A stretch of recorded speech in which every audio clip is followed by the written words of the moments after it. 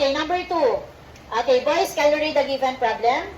The last case is in the shape of a pyramid with a trapezoidal base. The trapezoid has parallel sides measuring 12 centimeters and 8 centimeters, and the distance height of trapezoid between them is 5 centimeters. The pyramid's height is 15 centimeters. Find the volume of the pyramid. Okay, so again, when we say trapezoid, again, it is a classification of quadrilateral with one pair of parallel sides. So this is the figure, anak, this is the illustration of trapezoid. Ito po. Yung sides na to at ito, they are parallel. Pag sinabing parallel, same yung distance nilang dalawa.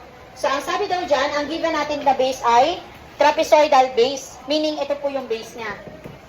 And then, based on the given, the measure of the trapezoid has parallel side measuring 12 cm and 8 cm. So ano po kaya yung 12 at 8 dito? Malamang yung 12 cm yung pinaka mahaba. Ito po yan yung nasa baba.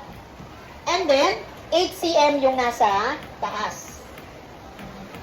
And then, the second given, height of the trapezoid between them is 5 cm. Ito anak yung tinutukoy na height, yung distance ng dalawang line.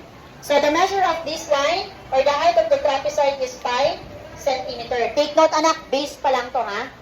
And then, anong sabi sa pangalawa? The pyramid height is 15 cm. I-illustrate natin, ito yung magiging figure natin. The base is trapezoid. Yung pinakamahabang side or legs, ito ay 12 cm. Yung maliit, 8 cm. Ano yung height ng trapezoid? 5 cm. And then, anong height ng pyramid? 15. Ito yung illustration niya. Do you understand?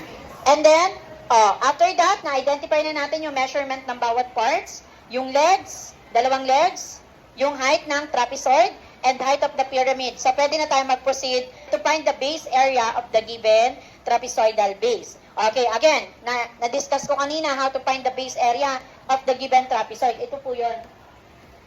Okay, the area of a trapezoid is equal to b sub 1 plus b sub 2 divided by 2 times the height. Or pwede rin ganito, anak. So, we have b sub 1 or b sub 1 plus b sub 2 times height divided by 2. Equal lang yan yung dalawang dalawang formula na yan. But this time, ito yung gagamitin natin. Okay, let's substitute the measurement na. What is the measure of b sub 1 at b sub 2? b sub 1, 12. b sub 2, 8. Ma'am, pwede ba magkabaliktad yung b sub 1 at b sub 2? The answer is yes, pwede po magkabaliktad. Okay, si b sub 1 pwede natin gawin 12. Si b sub 2 pwede natin gawin 8 or pwede magkabaliktad. This will become now the measurement. b sub 1 plus b sub 2, we have 12 plus 8 divided by 2 times the height of the trapezoid. Anong height? 5 cm. Ito na po yun. Then after that, simplify na natin. How to simplify? PEMDAS first, parenthesis first. Anong unahin natin? Yung nasa loob ng parenthesis. So, get the sum of the numerator, then divide your answer by 2. Okay, 12 plus 8. 20 divided by 2. So, magiging 10 na po ito. Then after that, imumultiply natin si 10 sa 10 times 5. Okay, that is the base. 50. And then what is the unit? Centimeter squared. Very good. That is 50 centimeter squared. So after getting the base, next step na tayo, step 2. Very good, volume. Ganun pa rin po, standard formula. Volume is equal to 1/2 times the base area times the height. Okay, what is the base area?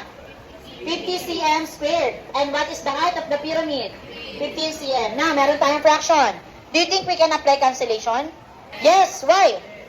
Because 15 and 3 are both divisible by 3. So, magiging si 3 divided by 3, 1 na po ito. And then 15 divided by 3, magiging 5 na po si 15.